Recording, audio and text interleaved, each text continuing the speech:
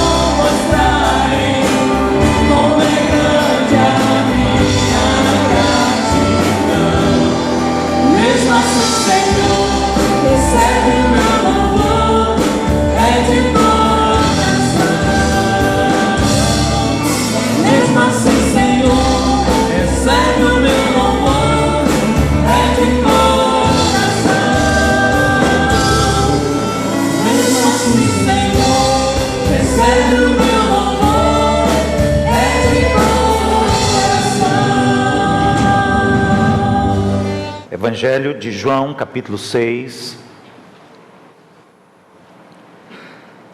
Inicio a leitura no versículo 60, indo até o versículo 69. Muitos, pois, dos seus discípulos, ouvindo isto, disseram: duro é este discurso. Quem o pode ouvir? Sabendo, pois, Jesus em si mesmo que os seus discípulos murmuravam disto, disse: isto vos escandaliza? Que seria, pois, se visseis subir o Filho do Homem para onde primeiro estava? O Espírito é o que vivifica, a carne para nada aproveita. As palavras que eu vos disse são Espírito e vida. Mas há alguns de vós que não creem. Porque bem sabia Jesus desde o princípio quem eram os que não criam e aquele que havia de o entregar.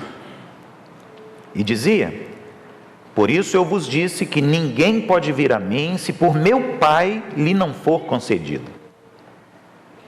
Desde então, muitos dos seus discípulos tornaram para trás e já não andavam mais com ele. Então disse Jesus aos 12: quereis vós também retirar-vos?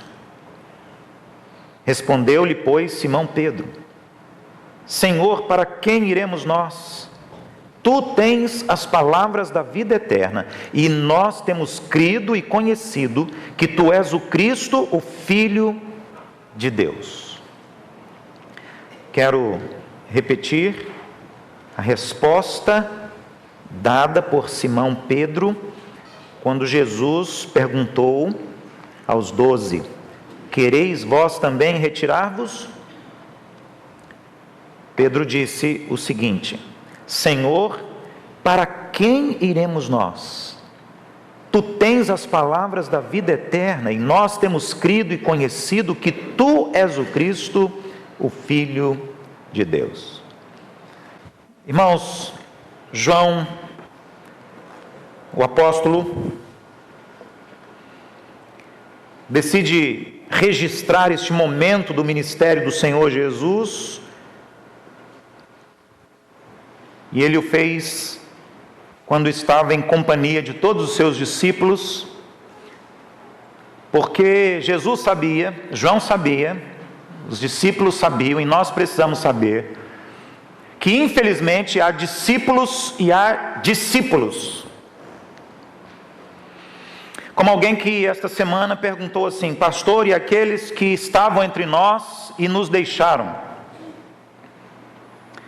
Só há uma resposta: ou eram salvos e voltarão, ou não eram salvos e precisam ainda de conversão.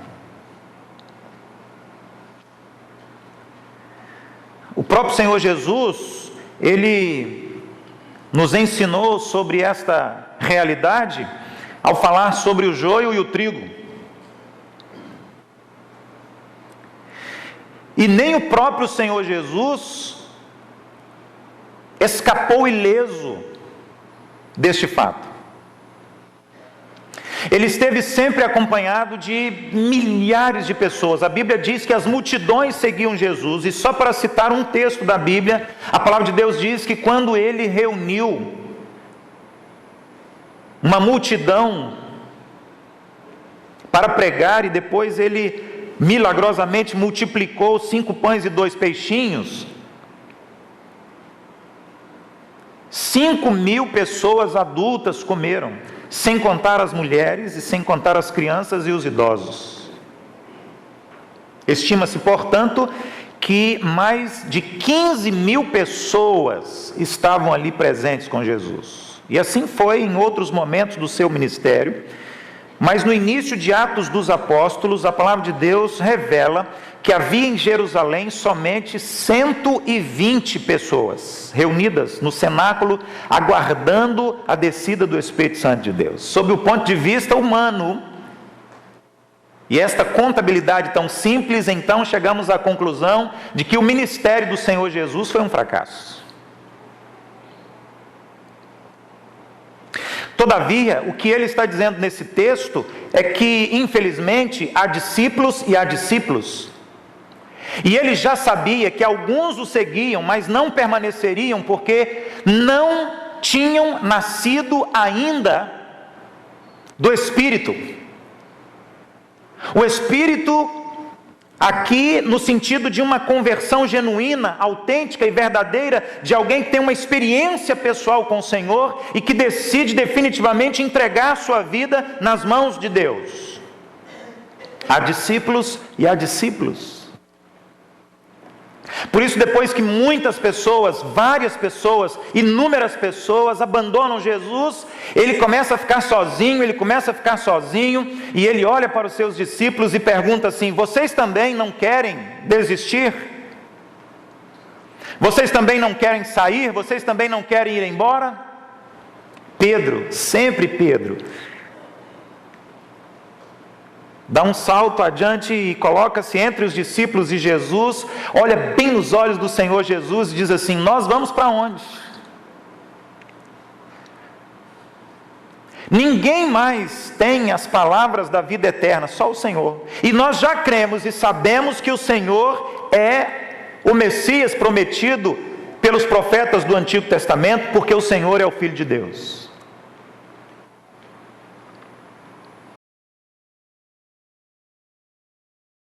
Por que aquelas pessoas abandonaram Jesus? Por que aquelas pessoas não queriam mais a presença de Jesus? Por que aquelas pessoas estavam dando as costas a Jesus? O texto nos dá pelo menos 4 justificativas. Primeiro, eles estavam mais interessados em comida do que em Jesus. Eles estavam mais interessados na prosperidade, nos milagres, nas curas, do que na eternidade da alma. Eles estavam muito mais interessados nos bens materiais que Jesus podia proporcionar. Como já citei, o dia em que Jesus os reuniu, multiplicou, e eles comeram pães e peixes, e ainda sobraram 12 cestos enormes e cheios, depois que todos comeram sobejamente. Mais interessados na comida. Também porque eles estavam mais interessados em poder, e poder político é que eles decidiram abandonar Jesus. Disseram: a sua palavra é muito dura. Achávamos que o Senhor viria para ser o governador, o rei, assumir o trono, derrotar Roma. Havia uma expectativa, e ainda há uma expectativa, 2000 anos depois de Cristo, entre os judeus, da vinda de um Messias político que possa assumir o reinado e tornar Israel a nação mais poderosa e rica do planeta. Eles estavam mais interessados nesse poder terreno, nesse poder humano, nesse poder material aqui e agora, do que no poder espiritual que Jesus queria compartilhar com eles. Havia um outro problema, e por isso as pessoas estavam abandonando Jesus, é porque estavam mais interessados nos milagres.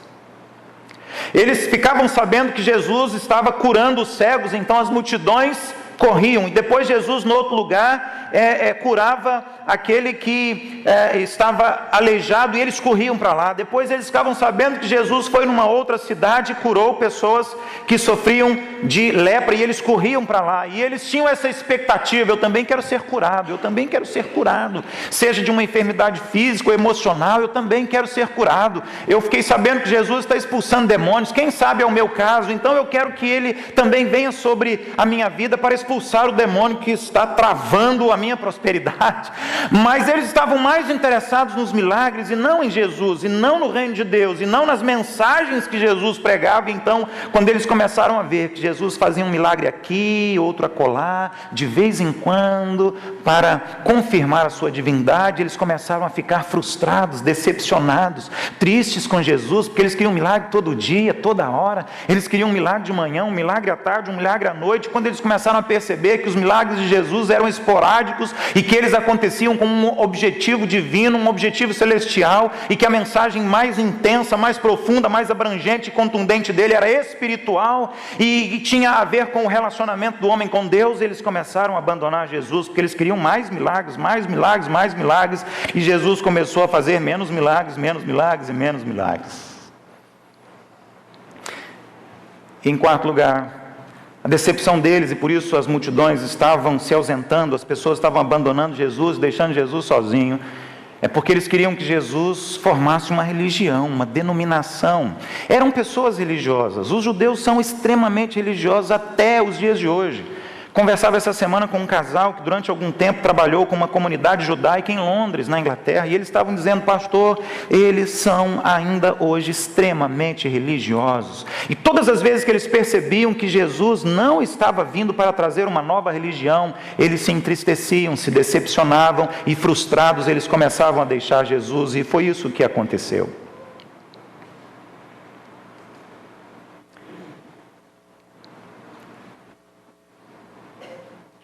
Uma religião institucionalizada, ao passo que Jesus estava pregando o sentido da palavra, o significado da palavra religião, que significa religar o homem ao seu Criador, que é Deus. E então eles disseram assim: a sua palavra é muito difícil, a sua palavra é muito dura, aquilo que o Senhor está pregando não é para nós. E eles começavam a se dispersar. Palavras duras as palavras de Jesus, palavras exigentes as palavras de Jesus, palavras chocantes que escandalizavam as pessoas, palavras de Jesus, mas palavras transformadoras. E aqueles que não queriam ter a sua vida transformada por Jesus também o abandonavam. Irmãos, é impressionante como esse texto, que relata um fato ocorrido há mais ou menos 2000 anos, tem tudo a ver com o momento que nós estamos vivendo. As multidões estão aglomeradas, como diz a palavra no Novo Testamento acerca do fim dos tempos, desejando ouvir uma palavra que seja agradável aos seus ouvidos, que atenda aos seus anseios, às suas necessidades pessoais, às suas conveniências. As pessoas querem ouvir uma mensagem que não seja necessariamente uma mensagem de Deus, mas as pessoas querem ouvir uma mensagem que corresponda ao seu ego, à sua vaidade. As pessoas querem ouvir as coisas que são agradáveis aos seus ouvidos e ao seu coração e à sua mente. As pessoas estavam abandonando Jesus porque estavam dizendo: a palavra dele é dura, porque ele está condenando o pecado. A palavra dele é dura porque está tocando na ferida. A palavra dele é exigente, o que ele quer é impossível para nós. Essa santidade, essa consagração, essa entrega, essa dedicação total, não temos condições. Essa palavra nos choca, essa palavra nos escandaliza, essa palavra de Jesus é um escândalo para nós. Ou, em quarto e último lugar, pior, a palavra dele está pedindo para nós mudarmos de vida. A palavra dele está pedindo para nós passarmos por um processo de renovação, de restauração. Ele está pedindo para a gente nascer de novo e ter uma vida completamente diferente. Não podemos seguir alguém assim, não podemos seguir um homem assim, não podemos seguir um Cristo assim, um Messias assim, que coloca palavras na nossa mente, no nosso coração, exigindo uma transformação total. Não estamos tão dispostos a pagar alto preço como este, então não podemos continuar com ele, não podemos segui-lo, não podemos. É por isso que nós chegamos a essa conclusão à luz do texto de João capítulo 6, de 60 a 69. Com certeza a mensagem do verdadeiro evangelho é uma mensagem que divide todas as pessoas em basicamente dois grupos. A mensagem do verdadeiro evangelho divide todos nós em basicamente dois grupos: joio e trigo. Salvos e perdidos, aqueles que aceitam e aqueles que rejeitam, aqueles que vão para o céu e aqueles que vão para o inferno, aqueles que têm Cristo e aqueles que não têm Cristo. Só há dois grupos. O verdadeiro evangelho nos divide em dois grandes grupos: aqueles que aceitam a Cristo, recebem Jesus como único Senhor e Salvador, cujo nome está escrito no livro da vida, e quando morrer vai para o céu, e quando Jesus voltar vai para o céu. E o outro grupo, formado pelas pessoas que estão abandonando Jesus, dizendo não a Jesus, estão rejeitando as suas palavras, estão dizendo não aos seus ensinos, aos seus mandamentos e estatutos, estão dizendo não à palavra de Deus e rejeitando Cristo, fazem parte do grupo dos perdidos, sem Cristo, sem Jesus, sem salvação. Jesus então pergunta para eles assim: vocês também não querem seguir a multidão? Vocês também não querem rejeitar a minha palavra? Vocês também não querem desistir? Vocês também não querem voltar atrás?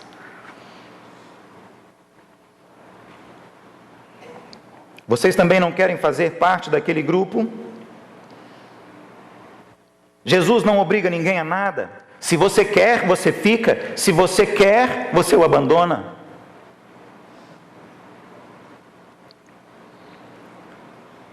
Agora ouça. A resposta de Pedro foi naquele momento a resposta dos 12. Talvez 11. Judas ainda estava com eles. Mas a resposta de Pedro tem que ser a minha e a sua, hoje, aqui e agora. Pois nós, como disse Pedro, não temos outra resposta. Não há outro caminho, não há outra opção, não há outra alternativa. Pedro diz: nós vamos seguir a quem? Nós vamos seguir o quê? Nós vamos fazer o que da nossa vida? O que será da nossa alma? O que será do nosso futuro? O que será do nosso destino? Jesus pergunta: vocês também não querem me abandonar? Vocês também não querem voltar atrás? Vocês também não querem seguir com a multidão? Vocês também não querem ir pelo mundo afora? Pedro diz: Senhor, não temos outro a quem seguir. Ninguém mais e nada mais, porque só o Senhor Jesus, só o Senhor Cristo tem as palavras da vida eterna. A resposta de Pedro tem que ser a sua resposta, porque você não tem outra resposta. A resposta de Pedro tem que ser a minha resposta, porque eu não tenho outra resposta. E se perguntássemos a Pedro, ou se perguntássemos a mim ou a você, quem vamos seguir?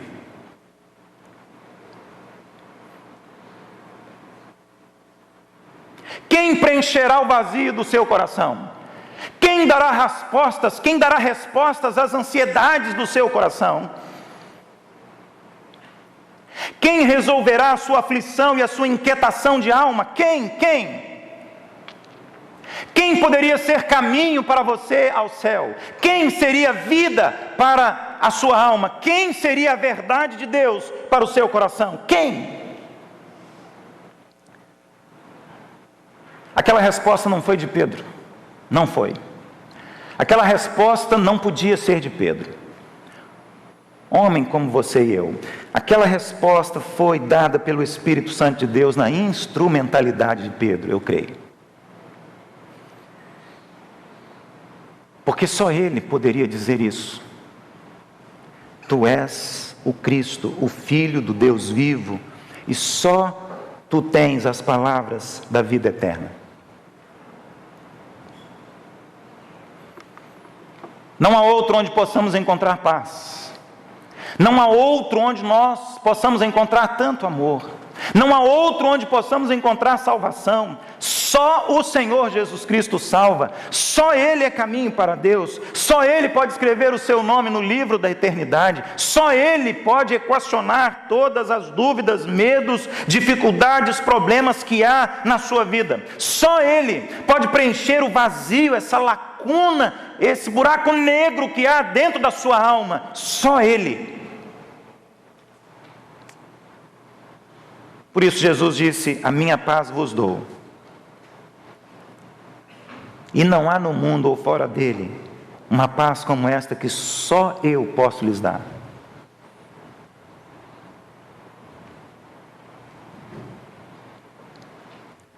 Não há outro onde haja tanta paz, não há outro onde haja tanto amor, não há outro onde haja salvação, só Jesus, porque só Ele tem as palavras da vida eterna. São palavras duras, são palavras difíceis, são palavras chocantes que escandalizam, mas são palavras que nos transformam de perdidos em salvos e que nos resgatam das trevas para a sua maravilhosa luz.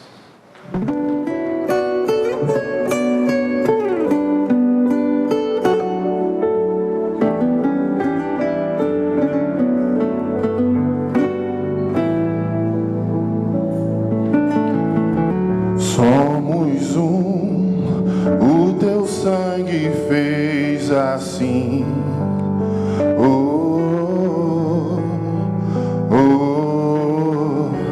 teu amor é bem maior que tudo em mim.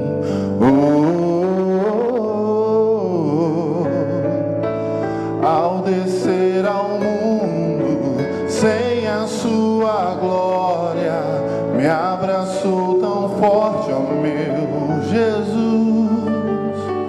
e ao voltar pro céu fez da nossa história aliança com preço de cruz, comunhão de graça e de luz.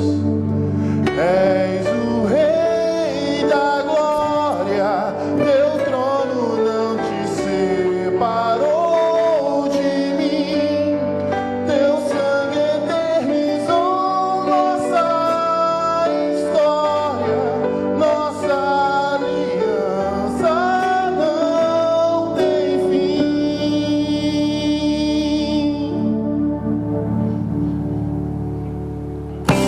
Somos o teu sangue fez assim.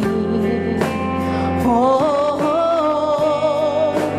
oh, oh, teu amor é bem maior que tudo em mim.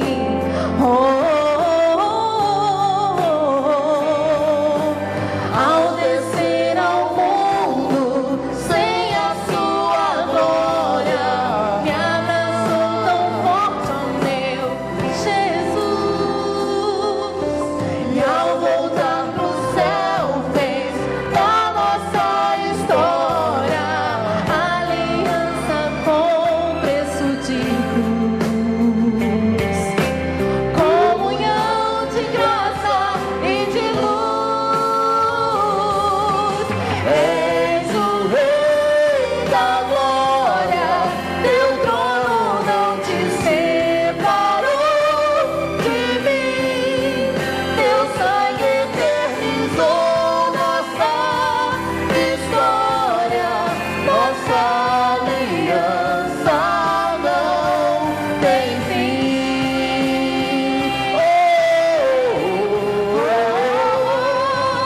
Nem a vida, nem a morte nos separam.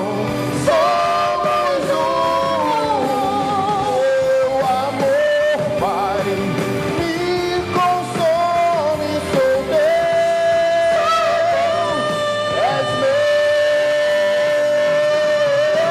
Nem a vida, nem a morte nos separam. Somos um.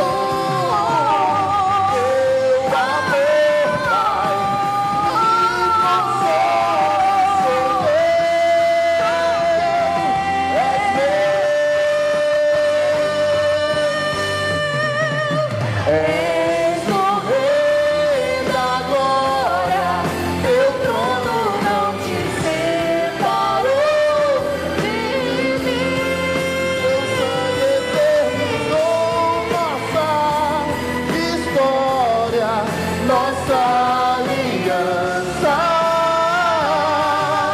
És o Rei da glória, teu trono não te separou De mim, teu sangue eternizou nossa história, nossa aliança. Seu trono eternizou nossa história, nossa aliança não tem fim. No, I don't wanna let go. Now I got you in my space. I won't let go of you. Got you shackled in my embrace. I'm latching onto you. Now I got you in my space. I won't let go of you. Got you shackled in my embrace. I'm latching onto you. A Primeira Igreja Batista de Macaé apresentou Programa Semear e Vida. Obrigado pela sua audiência e até o nosso próximo programa. Deus continue abençoando a sua vida.